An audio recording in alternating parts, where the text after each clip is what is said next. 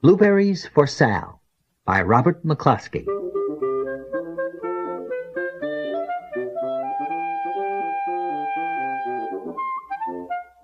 One day, little Sal went with her mother to Blueberry Hill to pick blueberries.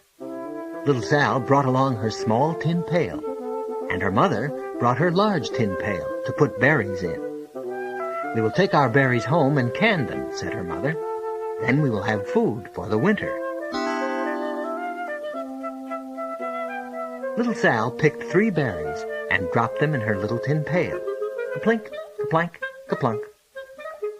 She picked 3 more berries and ate them. Then she picked more berries and dropped 1 in the pail, ka-plunk, and the rest she ate. Then little Sal ate all 4 blueberries out of her pail. Her mother walked slowly through the bushes, picking blueberries as she went and putting them in her pail. Little Sal struggled along behind, picking blueberries and eating every single one. Little Sal hurried ahead and dropped the blueberry in her mother's pail. It didn't sound ka-plink, because the bottom of the pail was already covered with berries. She reached down inside to get her berry back. Though she really didn't mean to, she pulled out a large handful, because there were so many blueberries right up close to the one she had put in. Her mother stopped picking and said, "Now, Sal, you run along and pick your own berries. Mother wants to take her berries home and can them for next winter."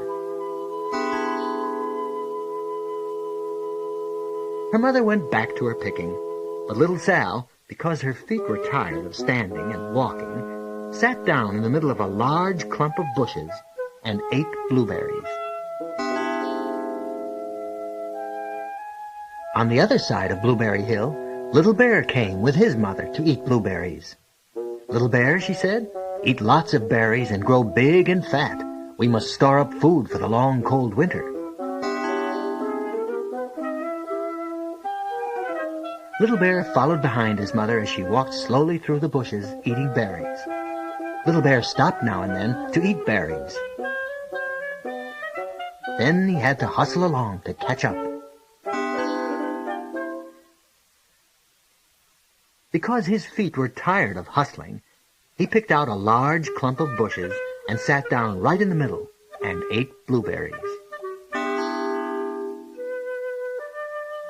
Over on the other side of the hill, little Sal ate all of the berries she could reach from where she was sitting. Then she started out to find her mother. She heard a noise from around a rock and thought, "That is my mother walking along." But it was a mother crow and her children, and they stopped eating berries and flew away, saying, "Caw, caw, caw." Then she heard another noise in the bushes and thought, "That is surely my mother, and I will go that way." But it was Little Bear's mother instead. She was tramping along, eating berries, and thinking about storing up food for the winter. Little Sal tramped right along behind. By this time, Little Bear had eaten all the berries he could reach without moving from his clump of bushes. Then he hustled off to catch up with his mother.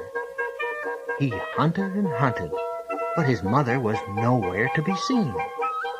He heard a noise from over a stump and thought, "That is my mother walking along." But it was a mother partridge and her children. They stopped eating berries and hurried away.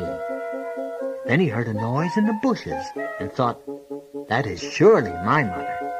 I will hustle that way."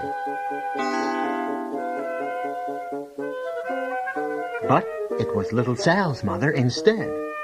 She was walking along, picking berries and thinking about canning them for next winter. Little Bear hustled right along behind. Little Bear and Little Sal's mother, and Little Sal and Little Bear's mother were all mixed up with each other among the blueberries on Blueberry Hill. Little Bear's mother heard Sal walking along behind and thought it was Little Bear. And she said, "Little Bear, eat all you can possibly hold." Little Sal said nothing. She picked 3 berries and dropped them, ka-plink, ka-plank, ka-plunk, in her small tin pail.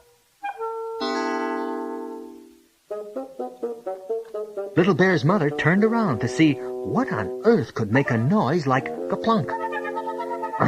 She cried, choking on a mouthful of berries. "This is not my child. Where is Little Bear?" She took one good look and backed away. She was old enough to be shy of people, even a very small person like Little Sal. Then she turned around and walked off very fast to hunt for Little Bear. Little Sal's mother heard Little Bear tramping along behind and thought it was Little Sal. She kept right on picking and thinking about canning blueberries for next winter. Little Bear padded up and peeked into her pail. Of course, he only wanted to taste a few of what was inside, but there were so many, and they were so close together, that he tasted a tremendous mouthful by mistake. "Now, Sal," said Little Sal's mother without turning around, "you run along and pick your own berries. Mother wants to can these for next winter." Little Bear tasted another tremendous mouthful and almost spilled the entire pail of blueberries.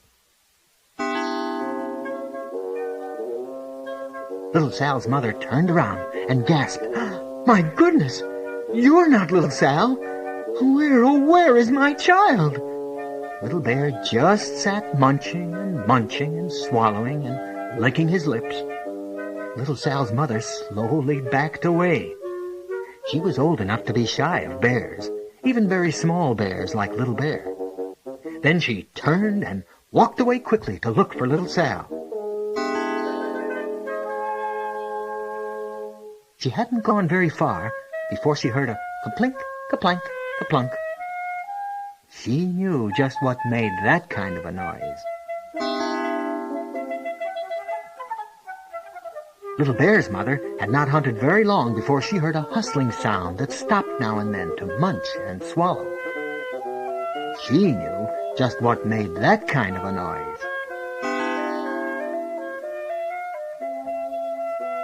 Little Bear and his mother went home down one side of Blueberry Hill, eating blueberries all the way, and full of food stored up for next winter. And Little Sal and her mother went down the other side of Blueberry Hill, picking berries all the way, and drove home with food to can for next winter. A whole pail of blueberries, and 3 more besides.